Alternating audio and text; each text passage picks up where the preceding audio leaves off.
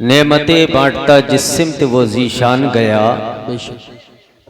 ساتھ ہی منشی رحمت کا قلم دان گیا۔ اور تم پر میرے آقا کی عنایت نہ سہی، نجدیوں کلمہ پڑھانے کا بھی احسان گیا۔ انہیں مانا انہیں جانا نہ رکھا غیر سے کام، للہ الحمد میں دنیا سے مسلمان گیا۔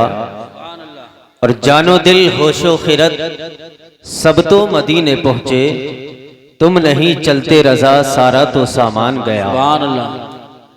امام بخاری نے 26ویں پارے کے چھٹے رکوع کی آخری آیت کو اس کے دلیل میں پیش فرمایا۔ آپ نے کہا فَعْلَمْ أَنَّهُ لَا إِلَهَ إِلَّا اللَّهُ، آپ نے کہا کہ آپ جان لیجئے، آپ علم حاصل کر لیجئے۔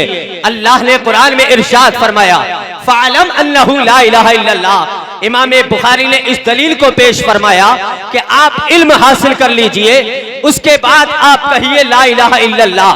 مطلب کیا ہوتا ہے؟ اسلام کا سب سے بڑا کلمہ، سب سے بڑا عمل اگر کوئی ہے تو وہ لا الہ الا اللہ ہے، یعنی اس سے مراد پورا کلمہ اسلام ہے، لا الہ الا اللہ محمد الرسول اللہ۔ امام بخاری نے کہا کہ آپ کو کلمہ بھی تب پڑھنا ہے جب آپ کو علم ہو جائے کہ کلمہ پڑھنے سے کیا ہوا کرتا ہے۔ آپ جب کلمہ پڑھیں گے تو آپ کو پتا چلے گا، جب آپ کے پاس علم ہوگا کہ اس کے ضمن میں ہمیں کیا کرنا ہے، اس کو پڑھنے کے بعد ہماری زندگی پہ کیا کیا چیز فرض ہو جاتی ہے، ہماری کیا ذمہ داری ہو جایا کرتی ہے۔ اس لیے امام بخاری نے کہا آپ کو ہر کام سے پہلے، ہر فعل سے پہلے، ہر عمل سے پہلے آپ کو علم حاصل کرنا پڑے گا۔ آج آپ دیکھ رہے ہیں اسی علم کو حاصل کرنے کے لیے آپ کے گاؤں میں، آپ کی بستی میں، آپ کی گلی میں، آپ کے محلے میں، آپ کے شہر میں مدارس اسلامیہ کو قائم کیا جا رہا ہے۔ کیوں؟ اس لیے کہ میرا اور آپ کا بچہ علم دین حاصل کر سکے، قرآن عظیم کی تلاوت حاصل کر سکے، حدیث پاک پڑھ سکے، قرآن کی تفسیر پڑھ سکے۔ آج آپ دیکھ رہے ہیں جامعہ قادریہ سے فارغ ہونے والے تقریباً 6 طلباء کرام نے قرآن عظیم کو اپنے سینے کے اندر محفوظ کیا ہے۔ کون سی جگہ سے محفوظ کیا ہے؟ یہ علم کا کارخانہ ہے۔ اسی کارخانے سے ان بچوں نے، ان طالبین علوم نبویہ نے اپنے سینے کے اندر علم کو محفوظ کیا ہے۔ میں آپ کو بتانا یہ چاہتا ہوں کہ علم کتنی بڑی دولت ہے۔ اگر آپ کے پاس علم نہیں ہے، آپ دنیا کے کسی بھی محاذ پر، کسی بھی میدان پر کامیاب نہیں ہو سکتے ہیں۔ علم ایک اتنا بڑا سرمایہ ہے، علم ایک اتنا بڑا اجالا ہے کہ تیرے پیغمبر نے ارشاد فرمایا ہے، تفسیر کبیر کے اندر امام رازی نے ارشاد فرمایا فَإِنَّ اللَّهَ لَمْ يَخْلُقْ تُرْبَةً عَلَى وَجْهِ الْأَرْضِ۔ آپ ارشاد فرماتے ہیں اکرم من مجالس العلماء، اس روئے زمین پر علماء کی محفل سے زیادہ، علماء کی جو مجالس سے ہوا کرتی ہے اس سے زیادہ عزت والی کوئی جگہ نہیں ہے۔ سب سے عزت والی جگہ کون سی ہے؟ جہاں سے علم بانٹا جاتا ہے، جہاں سے علم نشر کیا جاتا ہے، جہاں سے علم کی نشر و اشاعت ہوتی ہے، چاہے وہ مدرسہ ہو، چاہے وہ مسجد ہو، چاہے وہ مسجد کا حجرہ ہو، چاہے یہ جلسے ہو۔ ان جلسوں سے بھی کیا بانٹا جاتا ہے؟ علم بانٹا جاتا ہے۔ لیکن ہم جلسے میں آ کر کے بیٹھتے ہیں تو اس انداز میں بیٹھتے ہیں کہ چلو تقریر سنیں گے، جس چھکے پر ہمیں مزہ آئے گا اس پر نعرے تکبیر اللہ اکبر کہہ کر کے ہم چلے جائیں گے۔ میری اسلام کے مقدس شہزادوں، میں آپ کو بتانا یہ چاہتا ہوں کہ آپ جب یہاں پر آئے ہو تو یہ جلسہ بھی علم دین کی فضیلت پر ہے، سیرت مصطفیٰ پر ہے، تو آپ کو یہاں سے کچھ حاصل کر کے جانا چاہیے۔ تیرے پیغمبر نے کیا ارشاد فرمایا ہے کہ علم کی فضیلت کیا ہوتی ہے، علم کا مقام کیا ہوتا ہے، جو علم حاصل کرتے ہیں ان کی عظمتیں کیا ہوا کرتی ہے۔ اللہ کے رسول نے ارشاد فرمایا ما من متعلم یختلف الی باب عالم کتب اللہ لہ بکل قدم عبادت سنا وبنا لہ بکل قدم مدینۃ فی الجنہ۔ آقا ارشاد فرماتے ہیں جب طالب علم اپنے گھر سے نکلتا ہے، اپنے گھر سے نکلتا ہے، اپنے استاذ کی بارگاہ میں جاتا ہے، چاہے وہ مدرسے میں جائے، مسجد کے حجرے میں جائے، کسی گلی میں جائے، کسی عالم کے سامنے ثانوی تلمس طے کرتا ہوا وہ طالب علم جب جاتا ہے مدرسہ، قادریہ رضویہ کے اندر جب وہ بچہ جاتا ہے آقا ارشاد فرماتے ہیں ہر قدم کے بدلے میں اللہ تعالیٰ اسے 1 سال کی عبادت کا ثواب عطا فرماتا ہے. کتنا بڑا مقام ہے ان طالبین علوم نبویہ کا. 1 قدم رکھتا ہے 1 سال کی عبادت کا ثواب ملتا ہے. پھر آقا ارشاد فرماتے ہیں وَبَنَا لَهُ بِكُلِّ قَدَمٍ مَدِينَةً فِي الْجَنَّةِ. آقا ارشاد فرماتے ہیں اللہ تعالیٰ اس کے لیے ہر قدم کے بدلے میں جنت میں ایک شہر آباد فرماتا ہے. نعرہ تکبیر، نعرہ رسالت، نعرہ غوثیت. حضرت علامہ مفتی محمد عمران حنفی صاحب قبلہ، حضرت علامہ مولانا مفتی عمران حنفی صاحب قبلہ ماشاءاللہ حضرت آ چکے ہیں. تشریف رکھیں. جو لوگ گیٹ پر ہیں وہ اندر آ جائیں. آ جائیں میرے بھائی، آ جائیں.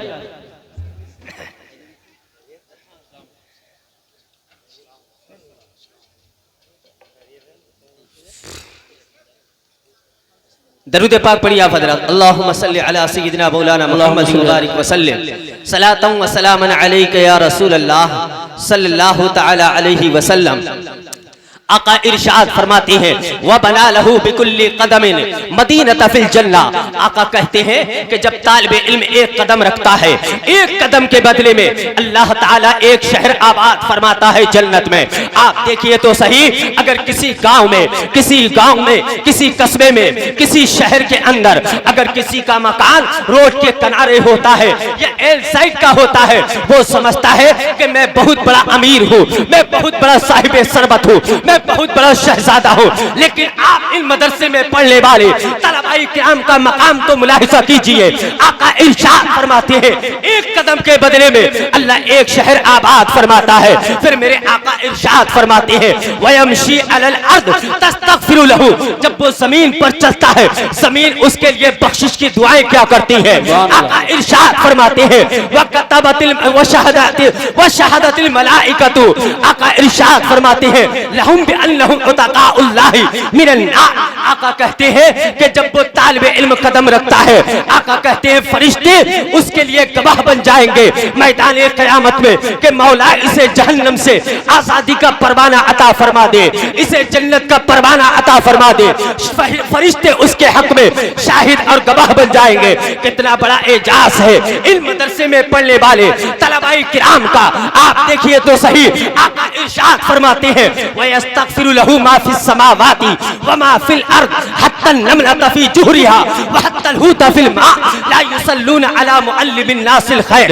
آقا ارشاد فرماتے ہیں زمین اور آسمان کے درمیان جتنی بھی چیزیں ہیں وہ عالم ربانی کے لیے, وہ علم کو پھیلانے والے کے لیے بخشش کی دعائیں کیا کرتی ہیں. آسمان کے فرشتے, سمندر کی مچھلیاں, سوراخوں کی چوٹیاں ایک عالم ربانی کے لیے بخشش کی دعا کر رہی ہے. اس دنیا کے اندر انسان ٹاٹا منٹل چنٹل بہت بڑا شہزادہ, امیر اور ٹھیکیدار اور زمیندار, پردھان اور چیئرمین تو بن سکتا ہے, لیکن یہ منصب کسی کو حاصل ہو کہ سوراخوں کی چوٹیاں, سمندر کی مچھلیاں کسی کے لیے دعا کرے بخشش کی, یہ اگر مقام کسی کو حاصل ہے تو کرائے کے مکان میں رہنے والے ایک عالم ربانی کو حاصل ہے. یہ کس نے اعجاز دیا ہے, یہ اتنا بڑا مقام کس نے دیا ہے. آقا کریم نے ارشاد فرمایا ہے. آئیے میں اپنی گفتگو کو آگے بڑھاتا ہوں اس لیے کہ وقت کم ہے, میں اپنی گفتگو کو ذرا اجلت کے ساتھ آگے بڑھا رہا ہوں. میرے آقا کہتے ہیں, امام رازی نے تفسیر کبیر کے اندر اس حدیث کو نقل فرمایا ہے. آقا کہتے ہیں فوالذی نفسی بیدی. آقا ارشاد فرماتے ہیں کان یحدث انسانا فاوحى اللہ الیہ. کہتے ہیں آقا کریم علیہ الصلوۃ والسلام ایک شخص سے گفتگو فرما رہے ہیں. گفتگو فرماتے فرماتے طائر سدرہ, بلبل سدرہ, سید الملائکہ جبریل امین آتے ہیں. فاوحى اللہ الیہ لم يبقى من عمری هذا الرجل الذي تحدثه الا الساعة. جبریل امین آتے ہیں بارگاہ رسالت میں, عرض کرتے ہیں آ کر کے یا رسول اللہ جس بندے سے آپ گفتگو کر رہے ہیں اس کی زندگی کا 1 گھنٹہ باقی رہ گیا ہے, اس کی زندگی کا 1 घंटा बाकी रह गया है, इतना कहना था। कहते हैं वकान हाजा वक्तुल अस्र, ये अस्र का वक्त था। फअखबरहुर रसूल, आक़ाए करीम ने उन सहाबिये रसूल को इस बात की खबर दे दी, आपकी जिंदगी का 1 घंटा बाकी है, आपकी जिंदगी का 1 घंटा बाकी है। इतना कहना था। सहाबिये रसूल अर्ज करने लगे, या रसूल अल्लाह, इस कायनात के अंदर अगर बादशाह अपनी रियाया से कोई बात कहता है तो रियाया सर को खम करके उसकी बात को तस्लीम करती है। अगर कोई बाप अपने बेटे से कोई बात कहता है तो बेटा उसकी बात को मानता है। हम तो वो है कि आपके नाम पर जान कुर्बान करने को अपना फख्र महसूस करते हैं। हमें आपके नाम पर, आपके सामने सिर्फ जीने में ही मजा नहीं आता है, बल्कि मरने में मजा आता है।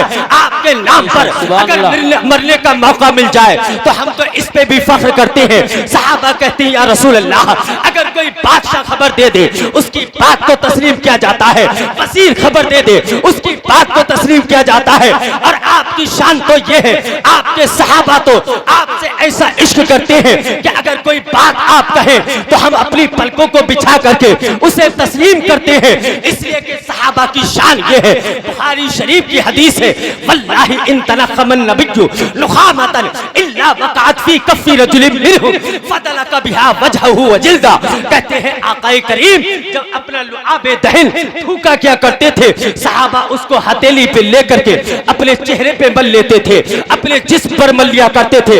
ऐसा इश्क करते थे सहाबाए किराम। कहते हैं कि सहाबाए किराम आपके थूक को जमीन पर नहीं गिरने देते थे। व इज़ा अमरहुम इब्तदरू अमरा, कहते हैं जब आप हुक्म एक को देते थे तो सारे सहाबा हाजिर हो जाते थे। ऐसा आपकी बात को सहाबा तस्लीम करते थे। लेकिन आज हमारा अलमिया क्या है कि हम कहते हैं कि नबी के नाम पर जान दे देंगे, नबी के नाम पर हम अपना माल दे देंगे, नबी के नाम पर घर कुर्बान कर देंगे। लेकिन जो नबी का घर है, जो मदरसा है, हम उसको हिकारत की नजर से देखते हैं। इन उलमाए किराम को हम हिकारत की नजर से देखते हैं। मैं कहता हूं कि जो ये कहता है कि नबी के नाम पर जान दे देंगे, नबी के नाम पर औलाद दे देंगे, नबी के नाम पर घर दे देंगे, तो उससे तो मदरसा नहीं देख मिलता है, उलमा की तरक्की नहीं देख मिलती है। हम कैसे जान दे सकते हैं?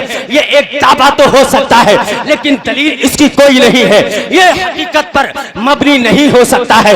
लेकिन सहाबा ने हकीकत में अपने आका की बात को तस्लीम करके दिखा दिया, आका की बात पर अमल करके दिखा दिया। कहते हैं वइज़ा अमरहुम इब्तदरू अमरा, आका आवाज एक को देते थे, सारे सहाबा हाजिर हो जाते थे। आज हम देखते हैं कि जिस अजान को मेरे आका ने राइज किया है, फजर की आजान होती है, आका का नाम आता है, हम अपना कंबल ओढ़ करके सो जाते हैं। हम कैसे जान दे सकते हैं? हम कैसे माल दे सकते हैं? हम कैसे औलाद दे सकते हैं? सहाबा की शान तो ये थी, रब्बे काबा की कसम, मेरे आका मस्जिद नबवी शरीफ के अंदर खुतबा इरशाद फरमा रहे हैं।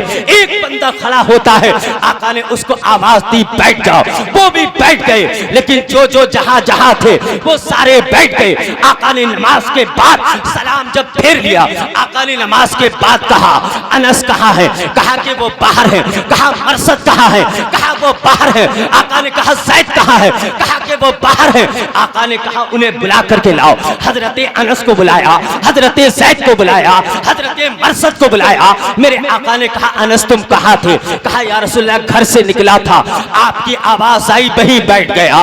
कहा ज़ैद तुम कहाँ थे? कहा आका गली में था, आपकी आवाज आई वहीं बैठ गया। आका ने इरशाद फरमाया ऐ ज़ैद तुम कहाँ थे? कहा आका चप्पलों के पास था, आपकी आवाज आई बैठ जाओ, मैं वहीं पर बैठ गया। आका ने इरशाद फरमाया ऐ सहाबा, ऐ अनस, ऐ ज़ैद, ऐ मरसद, मैंने तुमसे नहीं कहा था। कहा कि या रसूल अल्लाह आपने किसी का नाम नहीं लिया था, आपकी आवाज आई हम तो बैठ गए। सहाबा कह रहे थे हमने न कतरे पे गौर किया, न दरिया देखा, बस जहां तेरी आखिरी झलक देखी वही सुभान अल्लाह। नारे तकबीर, नारे रिसालत, नारे गौसियत, मसलके आला हजरत, फैजान आला हजरत, उलमाए अहले सुन्नत, जश्न दस्तारबंदी। सुभान अल्लाह। सहाबा के इश्क का आलम ये था, वइज़ा तबद्दा कादू यक्ततिलून अला वुज़ूई, जब मेरे आका वुज़ू फरमाते थे वुज़ू के कतरों को जमीन पर नहीं गिरने देते थे, बल्कि वो उसको उन कतरों को लेने के लिए एक दूसरे को ऊपर दौड़ पड़ते थे। कहते हैं वइज़ा तकल्लम खफदू अस्वाता, जब आका गुफ्तगू फरमाया करते थे तो सारे सहाबा खामोश हो जाया करते थे। ये सहाबा अपने आका का अदब क्या करते थे, हम जुबान से तो लेते हैं और नबी का नाम लेते हैं, नबी के नाम पर मर मिटने की बात करते हैं, लेकिन हकीकत यह है कि नबी का मीलाद तो मनाया है हमने, लेकिन नबी की सीरत को नहीं अपनाया है। वो सहाबी रसूल अर्ज करते हैं या रसूल अल्लाह फज़तरबर रजुल, वो सहाबी रसूल बेचैन हो गए, या रसूल अल्लाह आपने जब खबर दे दी है तो मुझे यकीन है कि मेरी जिंदगी का 1 घंटा बाकी है, लेकिन या रसूल अल्लाह मैं अब ये चाहता हूँ दुल्लनी अला औफकी अमली ली मिन अमली फी हादिही साआ। सहाबी कहते हैं या रसूल अल्लाह अब ये बताइए मुझे कि इस आखिरी घंटे के अंदर मैं क्या करूं। तो मेरे आका ने इरशाद फरमाया फस्तगिल बित्तअल्लुम, तू तालिबे इल्म बन जा, तू तालिबे इल्म बन जा, जहां मसला बताया जाता हो वहां बैठ जा, जहां हदीस बयान की जाती हो वहां बैठ जा, जहां कुरान पढ़ा जाता हो वहां बैठ जा। रब्बे काबा की कसम, आका इरशाद फरमाते हैं फलौ काना शैउन अफजलु मिनल इल्म लअमरहु नबी सल्लल्लाहु अलैहि वसल्लम इला आखिरिल हदीस, अगर इल्म दीन से ज्यादा अफजल कोई चीज होती तो आका जरूर उसका हुक्म फरमाते, लेकिन आका ने सहाबी से कहा कि अगर तू अपनी जिंदगी का आखिरी घंटा कामयाब करना चाहता है तो आका ने कहा तालिबे इल्म बन जा। इससे पता ये चलता है कि मदरसा कादिया हो, मदरसा गुलशन रज़ा हो, इल्म पढ़ने वाले जो तालिबीन उलूम नबवी के होते हैं, रब्बे काबा की कसम ये अल्लाह की भी रज़ा होते हैं, पैगंबर इस्लाम की भी। नारे रिसालत, मसलके आला हजरत।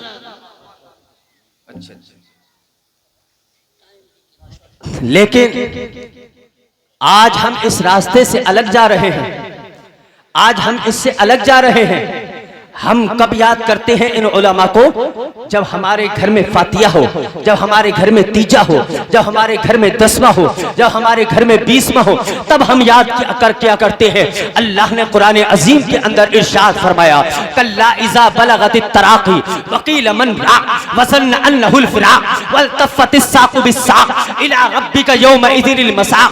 अल्लाह इरशाद फरमाता है कि हाँ हाँ, जब जान गले को पहुंच जाती है तब कहता है कि बेटा कि चलो चलो दम करने वाले को बुला लिया जाए। जब डॉक्टर जवाब दे देता है, जब तबीब जवाब दे देता है, जब हकीम जवाब दे देता है, जब MBBS जवाब दे देता है, जब MD जवाब दे देता है कि अब इसका कोई इलाज नहीं है, तब आते हैं हम मदरसे की तरफ, तब आते हैं हम मस्जिद की तरफ, तब आते हैं हम उलमा की तरफ कि चलिए हजरत आइए हमारे घर पे दादा की रूह निकल रही है, बाप की रूह निकल रही है, अम्मा की रूह निकल रही है, आप आइए आकर के सूरह यासीन शरीफ पढ़ करके सुना दीजिए ताकि बाप की रूह आसानी से निकल जाए।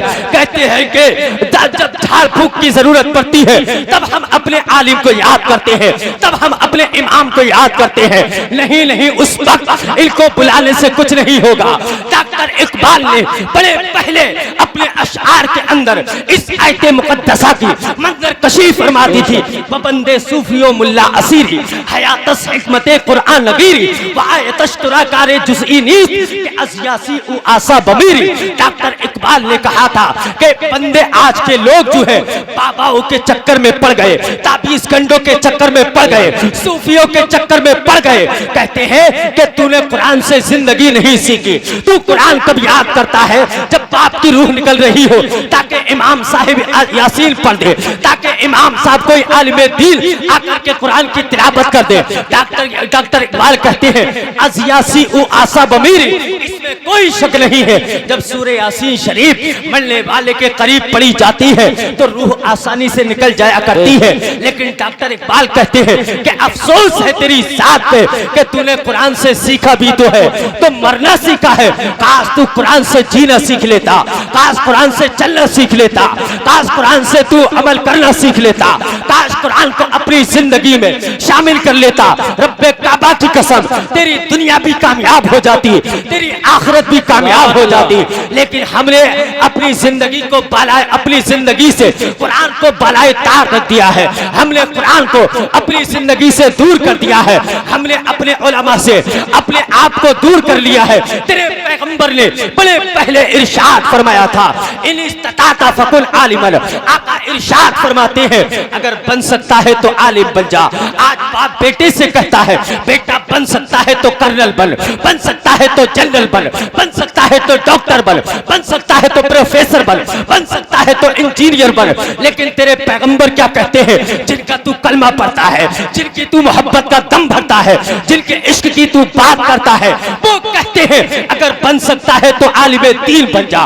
وہ کہتے ہیں اگر بن سکتا ہے تو عالم قرآن بن جا، فہم قرآن کا اپنے سینے کے اندر اس کا مفہوم اتار لے۔ آقا ارشاد فرماتے ہیں فَإِن لَمْ تَسْتَطِعْ أَوْ مُتَعَلِّمًا، آقا ارشاد فرماتے ہیں اگر عالم نہیں بن سکتا، اس لیے کہ عالم بننے کے لیے بہت بڑا وقت چاہیے، 7-8 سال لگا کرتے ہیں تب جا کر کے بچہ عالم دین بنتا ہے۔ آقا کہتے اگر یہ نہیں کر سکتا ہے تو کم سے کم طالب علم بن جا۔ اس لیے جہاں علماء بیٹھے ہو، حدیث بیان ہو، قرآن بیان ہو، مسائل بیان ہو، وہاں آ کر کے بیٹھ جا، زانوے تلمس طے کر لے۔ رب کعبہ کی قسم ان کی صحبت میں جب تو بیٹھے گا، رب کعبہ کی قسم تجھے کچھ نہ کچھ علم کی جھلکیاں، آقا کی وراثت کا کچھ نہ کچھ حصہ تجھے بھی اپنی زندگی میں شامل کرنے کا مل جائے گا۔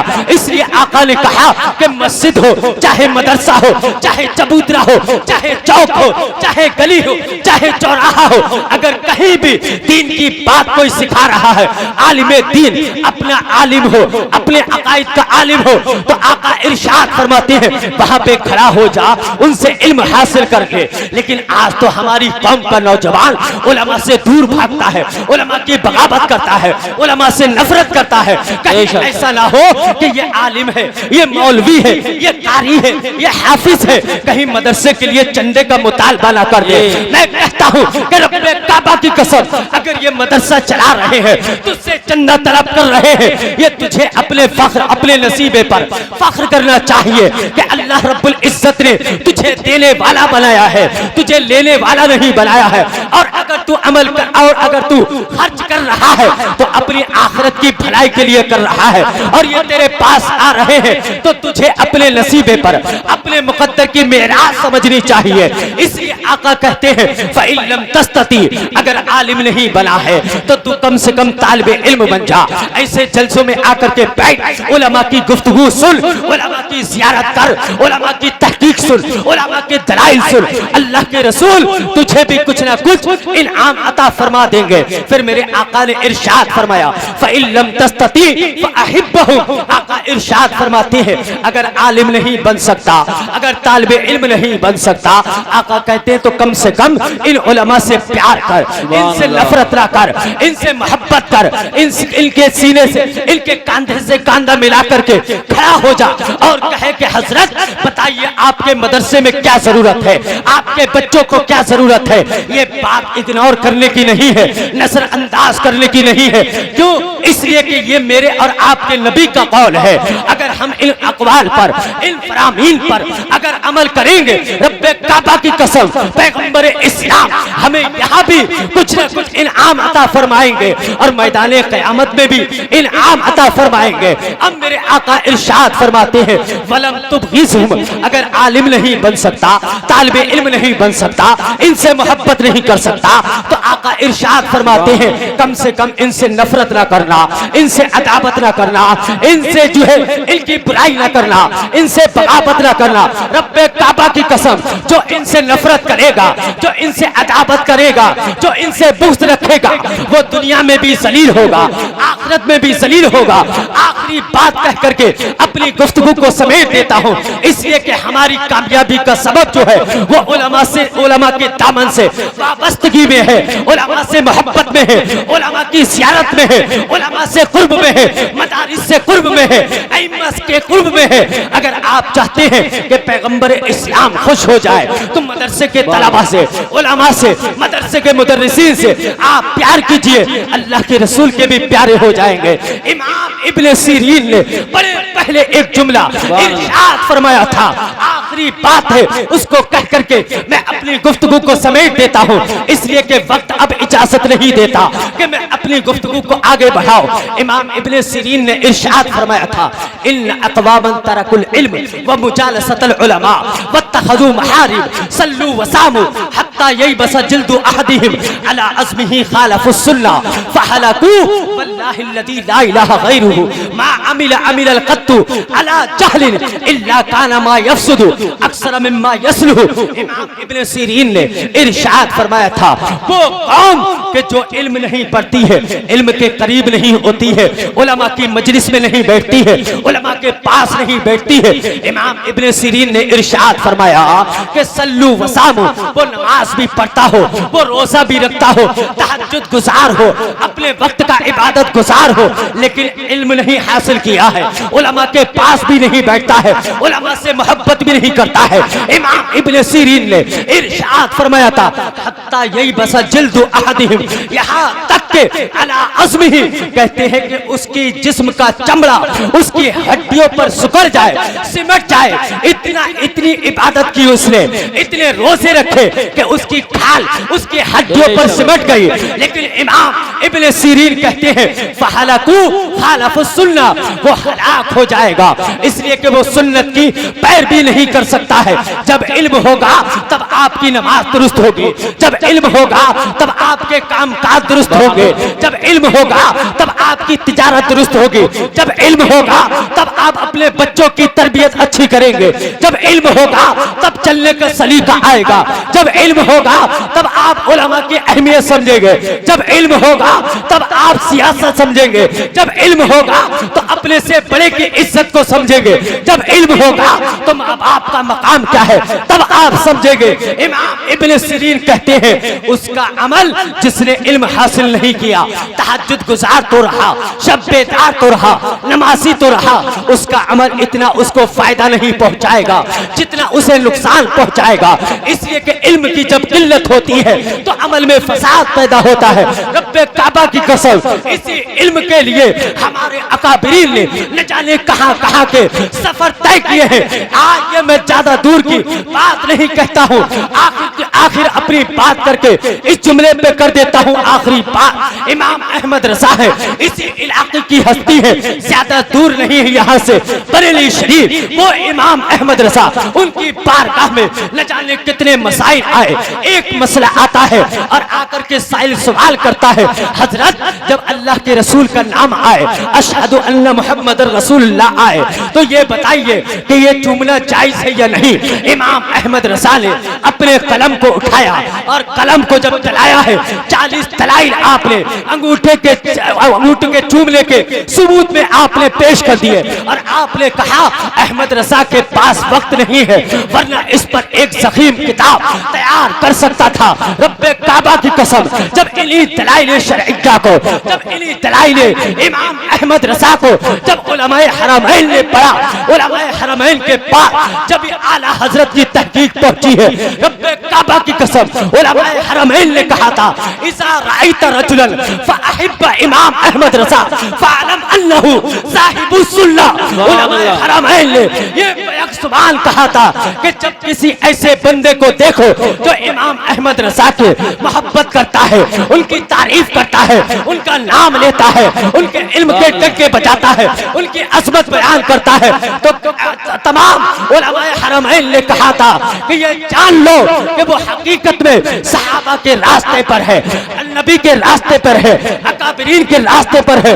گویا کہ علماء حرمین نے یہ کہہ دیا تھا کہ جہاں امام احمد رضا کی تحقیق ہوگی وہاں پر کسی اور کی تحقیق کو قبول نہیں کیا جائے گا۔ اس لیے امام احمد رضا نے اپنے پاس سے کچھ نہیں لکھا، جو میرے نبی نے احمد رضا کو عطا فرمایا وہی امام احمد رضا نے اپنے قلم۔ سبحان اللہ، نعرہ تکبیر، نعرہ رسالت، نعرہ غوثیت، مسلک اعلیٰ حضرت دم عارف نسیم صبح و دم ہے، انہی سے تو ریشہ ہستی میں نم ہے، آنکھوں کو نور دل کو سرور ملتا ہے، قرآن پڑھنے سے رب غفور ملتا ہے۔ ہم اپنا انداز زمانے سے جدا رکھتے ہیں، ہم تو محبوب بھی محبوب خدا رکھتے ہیں۔ استغفر اللہ ربی من کل ذنب واتوب الیہ، وآخر دعوانا ان الحمدللہ رب العالمین۔